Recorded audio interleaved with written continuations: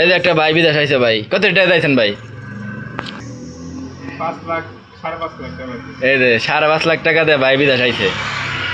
দেখেন এই যে 5.5 লাখ টাকা কতদিন পরে উঠাইবো? 30,000 টাকা বেতন। আমি হয়েছি 5.5 লাখ টাকা দিয়ে, কতদিন পরে এটা উঠাম ভাই? কিছু কিছু দালালের নিগে জীবনটা শেষ। দালাল রেখেছে কইবেন নি ভাই?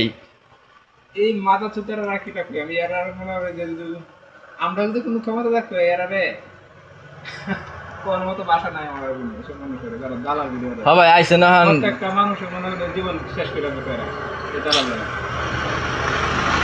আমার মতো আরো কত বায়ান আছে এরকম মনে হয় যে আমরা তো কাজ পাইছি যাই হোক বলা সত্যি আছে, কিছু বায়ান আছে আই 5 দিন 6 দিন 1 সপ্তাহ 10 দিন তাই আবার রিটায়ার করাই দিতে সরকারে, মানে কাজ নাই, ওই বুয়া ভিসা দিছে, এরকম অনেক কিছু। এই যে আজকে সকালে একটা দেখলাম ভিডিও, হ্যাঁ এয়ারপোর্টে 19 দিন না খেয়ে মালদ্বীপ থেকে দেশে গেছে। মালদ্বীপে তাই কে আবার গেছে গা দেশে পাঠাই দিছে। আমার এয়ারপোর্টে বের হয়েছে, বাড়ি তো যায় না, বাড়িতে কি জবাব দিব? 7 লাখ টাকা খরচ করে আইছিল ভাই না। তো এরকম তো মনে করেন দাঁড়ালে এ করতেছে মানুষের জীবন ধ্বংস করে দিতে একবারে। আর আপনি কি বাংলাদেশ সরকার রেখেছে কইবার চান এই দালাল নিয়ে? আমি দালাল নিয়ে সরকারকে এই বলতে চাইছি যে এই দালালদেরকে আইনের আওতায় আনা হোক।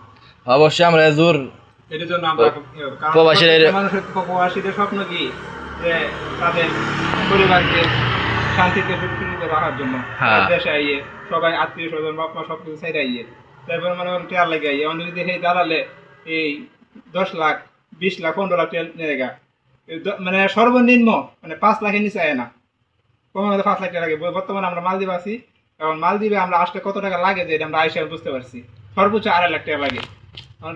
5 লাখ 6 লাখ টাকা বেড়ে এই সব টিয়া এই দালালে খায়।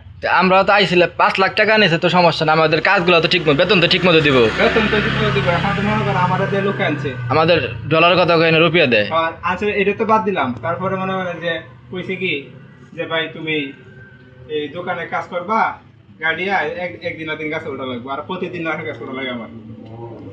এই যে নারকেল গাছ ওঠেন না? নারকেল গাছ অনেক কষ্টের কাম ভাই। গাছে ওঠা লাগে। আর ডিউটি 16 ঘন্টা ডিউটি তুলনা আছে মালদ্বীপে 16 ঘন্টা ডিউটি করা করতেছে। 8 ঘন্টা ডিউটি করে অনেক মানুষের, কিন্তু আমার ডিউটি করি 16 ঘন্টা এরকম আর কি। হ্যাঁ ভাই এখন কি করবেন, ইনশাল্লাহ আল্লাহর উপরে ভরসা ছাড়া আমাদের কোনো উপায় নাই, এইটাই থাকতে হবে।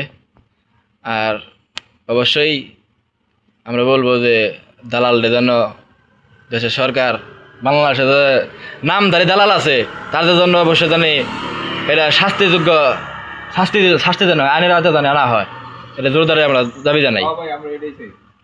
ওকে ভাই, শিক্ষা দেওয়া হোক। হ্যাঁ, অনেকের জীবন ভাই বিদেশে নষ্ট করে ফেলায়, ভালো ভালো মানুষ ফ্যামিলির মিথ্যা আশ্বাস দেখিয়ে জীবনটারে এই জায়গায় থেকে কয়দিনে চালানোটা। আমরা মানুষ আহি, আমাদের তো ফ্যামিলি আছে, 30,000 টাকা বেতন পাইলে বোধে মানুষ কিস্তি উঠি আহে, আমাদের 4 বছর 3 বছর যদি চালানো লাগে।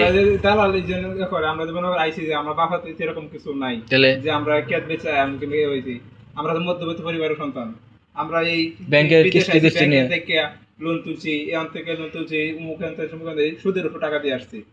30,000 টাকা বেতন ফেলে 20,000 টাকা আমরা সুদ দেওয়া জায়গা, 5 লাখ টাকা আমি 4 লাখ টাকা সুদে আনছি, 1 লাখ টাকা হাতে ছিল, এরকম 4 লাখ টাকা আমি থেকে আনছি এনে দিছি। তখন 4 লাখ টাকা সুদ দেওয়ার পর আপনি 20,000 টাকা, তখন আমি সুদ দিব না আসল দিব না, আমার পরিবার চালানো ভাই।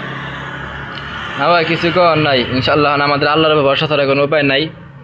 আর দালালদের উপযুক্ত শাস্তি দুনিয়ার না হলে আখিরাত আল্লাহ অবশ্যই দিবে, কারণ গরিব মানুষের কেউ না থাকলে আল্লাহ আছে। মানে বেহালালিটি আয় হয়েছে 20 বছর, 20 বছর পরে এমন ভাবে যাইবো নিজে যেত না, কেমন যেতে হবে এই অসুখ হয়ে যাইব, অসুস্থ হতে হইব, নাহলে তার ছেলে যাইব, তার মেয়ে হইব, যে কোনো একটা বড় রোগ হবে শেষ হয়ে যাইব টাকা। 20 বছর লাগে বসে হারাম টাকা 20 বছর, তারপরে এর উপরে টাকা না। ওকে ভাই, আচ্ছা ভাই তাহলে ভালো থাকবেন অবশ্যই, ইনশাল্লাহ আবার আসলে দেখা হবে।